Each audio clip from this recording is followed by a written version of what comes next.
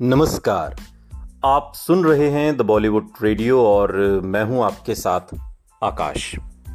दोस्तों, आज के इस पॉडकास्ट में बात राजेश खन्ना और कपूर फैमिली की और बात 90s की है, तब की जब राज कपूर इस दुनिया में नहीं रहे। और रणधीर कपूर का राजेश खन्ना के साथ करीबी रिश्ता भले ही था और वो उस चौकड़ी का हिस्सा थे जिसमें राजेश खन्ना, आर.डी. बर्मन और किशोर कुमार शामिल थे। ऋषि कपूर कभी उनके इतने करीब नहीं रहे कि सहज हो सकें। रूमी जाफरी, जिन्होंने अब लौट चलें की कहानी और डायलॉग लिखे थे, वो बताते हैं कि जब राजेश खन्ना के नाम का सुझाव आया तो रणधीर कपूर ने ऋषि कपूर को चेतावनी दी कि अगर राजेश खन्ना वैसे ही निकले जैसा उनके बारे में सुना जाता था तो मुश्किल खड़ी हो सकती है। मगर जाफरी और फिल्म से जुड़े बाकी लोगों को राजेश खन्ना का पेशेवराना अंदाज देखकर खुशी ही नहीं हुई बल्कि हैरानी भी हुई। फिल्म के निर्माण के दौरान लेखक की इस सितारे से बहुत जमी और वो उनके काफ़ी नज़दीक भी आ गए जब राजेश खन्ना को एक पुराने ताल्लुक के बारे में पता लगा। जाफरी को, जिनका कोई इल्म नहीं था, इत्तेफाक से जाफरी की पत्नी राजेश खन्ना की कॉलेज में एक सहपाठी की बेटी थी और चाहे उनका अपने दोस्त हुसैन से संपर्क छूट गया था, लेकिन जब उन्हें ये बात मालूम हुई तो उन्होंने जाफरी को दामाद की तरह ही मानना शुरू कर दिया। ये राजेश खन्ना का बड़प्पन था और उनकी दरियादिली भी थी और उनकी विनम्रता का एक हिस्सा था और संबंधों को सहेजने का एक तरीका भी। जाफरी की तरह ही कैमरामैन समीर आर्य ने भी राजेश खन्ना में ऐसा ही जोश पाया जो किसी नए अदाकार को प्रेरणा देता है। वो याद करते हुए बताते हैं एक रोज एक इंटरव्यू में कि कैसे राजेश खन्ना अपनी छुट्टी के दिन भी सेट पर आ जाया करते थे। वो कहते हैं कि हम मैनहट्टन में शूटिंग कर रहे थे और मैंने काका जी को बिना सूचना दिए आते देखा। चिंटू जी यानी कि ऋषि कपूर और मैंने एक दूसरे को देखा और ताज्जुब करते हुए कि कहीं हम उस दिन की हाजिरी के पन्ने के किसी ब्यौरे को भूल तो नहीं गए। और उन दिनों को याद करते हुए समीर बताते हैं कि हम याद करते हुए कि किस तरह राजेश खन्ना अब लौट चले को अपनी पहली फिल्म की तरह ही मान रहे थे और उतना ही जोश दिखा रहे थे। और अब तो काफ़ी समय बीत गया राजेश खन्ना को किसी निर्माण में काम किए और फिल्म उद्योग के ऊपरी वर्ग की तरह कबूल किए जाने की उत्सुकता ने उन्हें सबका प्यारा बना दिया था, ये उन्होंने कहा। जाफरी को राजेश खन्ना का होटल के कमरे में उनके साथ घंटों अभ्यास करना भी याद रहा। वो डायलॉग्स को अलग अलग भाव के साथ बोलते और हर एक भाव को दसियों रंग देते, सही लहजे को पाने की कोशिश में। लेखक का कहना है कि वो कभी नहीं भूल सकते कि राजेश खन्ना किस कदर नाज करते थे कि उन्होंने अभिनय करते वक्त कभी आंसू लाने के लिए ग्लिसरीन जैसी चीज का इस्तेमाल नहीं किया। वो आपको पूछते तुम्हें कितने आंसू चाहिए और एक दो पल के लिए दूसरी ओर मुड़ जाते और जब वापस घूमते तो उनकी आंखों में आंसू होते थे।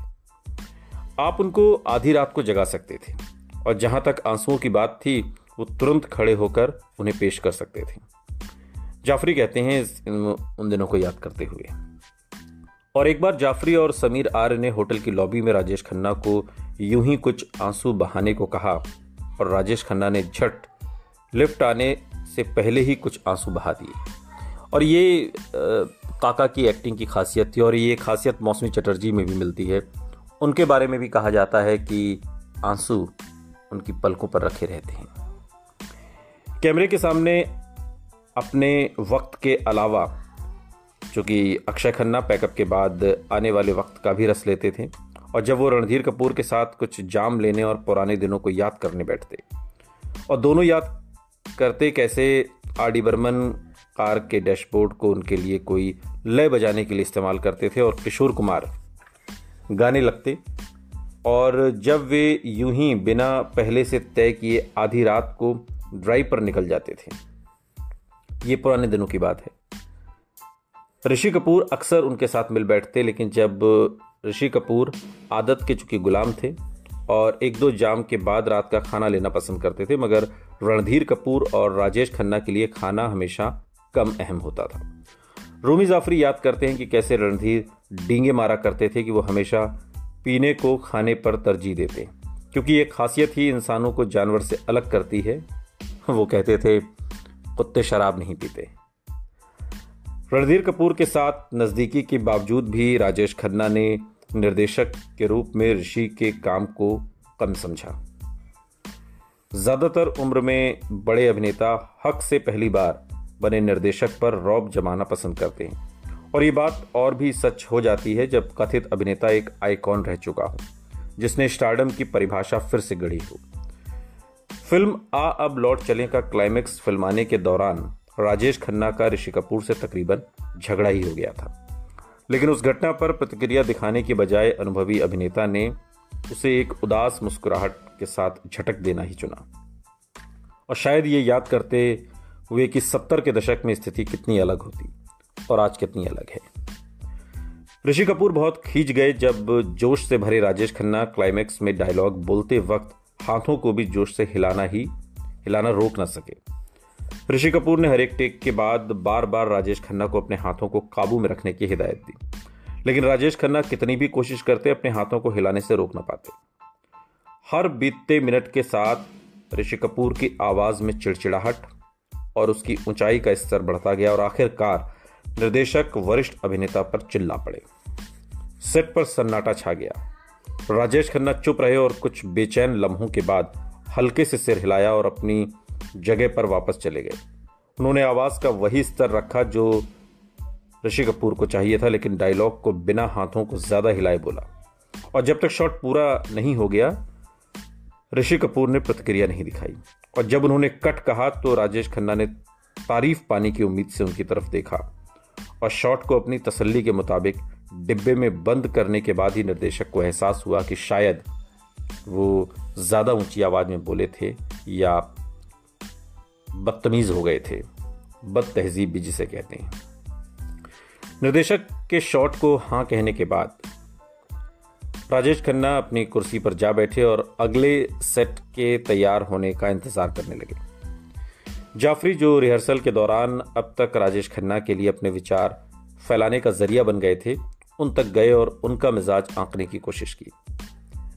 राजेश खन्ना ने लेखक से कहा कि हिदायतकार जो चाहता था उसे अदाकार से वो मांगने का पूरा हक है, लेकिन वो हालात की विडंबना पर मुस्कुराए बिना नहीं रह सके।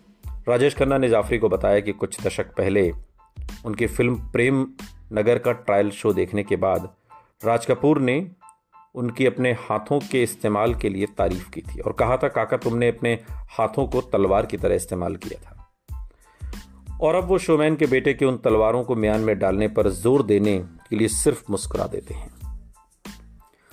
राजेश खन्ना ने आप लौट चलें को फिल्माने में वक्त का आनंद लिया और उम्मीद करते थे कि वो फिल्म उनके लिए एक अदाकार के रूप में एक नया दौर लाएगी।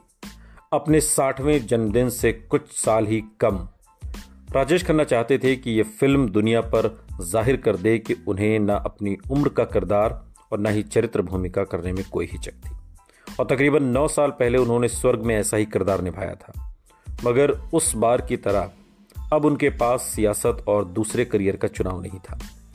वो बेहतर तरीके से अपने जाने पहचाने संसार में वापस आना चाहते थे, लेकिन अब लौट चले की नाकामयाबी ने भविष्य में उनके लिए गुंजाइश और भी कम कर दी। फिल्म फ्लॉप हो गई।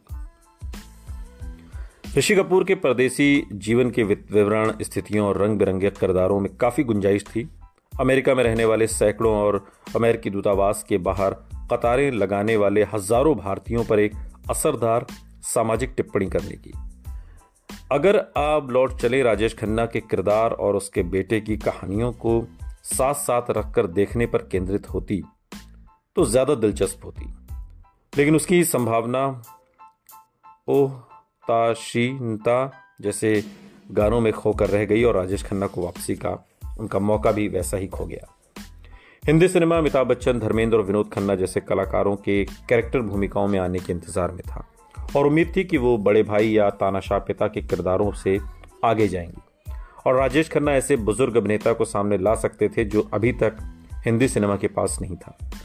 अधिकतर कुलभूषण खरबंदा या अमरीश पुरी द्वारा निभाए जाने वाले किरदार को राजेश खन्ना नई ऊंचाइयों पर ले गए थे, लेकिन एक बार फिर जैसा किस्मत को मंजूर था, अमिताभ बच्चन ने राजेश खन्ना को इसमें भी पीछे छोड़ दिया। अग्निपथ की तरह जिसने 90 के दशक के शुरू में अमिताभ बच्चन को एक नई जिंदगी दी थी, आ अब लौट चले में काफ़ी गुंजाइश थी कि इस बुजुर्ग सितारे को अपना फोकस बदल देनी।